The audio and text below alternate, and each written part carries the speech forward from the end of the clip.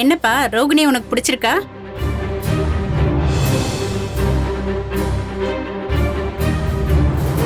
என்னப்பா சொல்லு.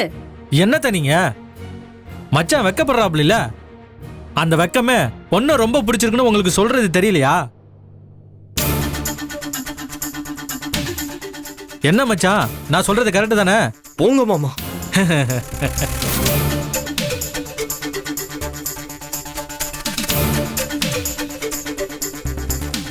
எனக்கும் சரி, என் தம்பிக்கும் சரி, எங்க எல்லாருக்கும் சரி, உன்னை உன் குடும்பத்தை எங்க எல்லாருக்கும் பிடிச்சு போச்சு. உனக்கு என் தம்பியை பிடிச்சிருக்கா?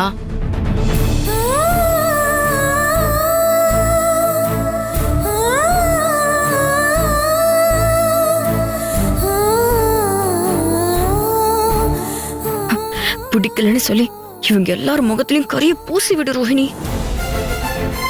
எதுவா இருந்தாலும் உன் மனசுக்கு பட்டத ஒளிவு மறைவு இல்லாம ஓப்பனா சொல்லுமா.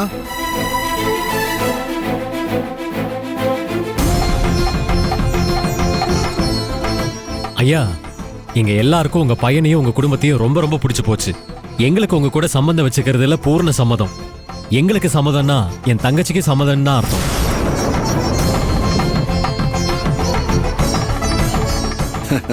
சரிங்க, அது பொண்ணு வாயால சொல்லலாம்ல. அது எப்படிமா முடியும்? மாப்பிள்ளையே பிடிச்சிருக்குன்னு வாய் விட்டு சொல்றதுக்கு வெக்கப்படுறப்ப ஒரு பொண்ணால எப்படி வெக்கப்படாம எல்லாரும் முன்னாடியும் பிடிச்சிருக்குன்னு சொல்ல முடியும்? அவங்க சொல்றதும் கரெக்ட் தானக்கா. பாத்தீங்களா எங்க புள்ளைய? இப்பவே பொண்ணு வீட்டுக்காரங்களுக்கு சப்போர்ட் பண்ண ஆரம்பிச்சிட்டான். அப்புறம் என்ன, அவங்களே இந்த அளவுக்கு வந்ததுக்கு அப்புறம் நாம சும்மா உட்காந்துட்டு இருந்தா அது மரியாதையா இருக்காது. பெரிய மனுஷங்களா லட்சணமா நாம தட்ட மாத்திக்கிற வேண்டியதுதான். என்ன சொல்றீங்க? மாத்திக்கலாங்க. அப்புறம் என்ன, அதுல போய் தட்டு எடுத்துட்டு வாமா.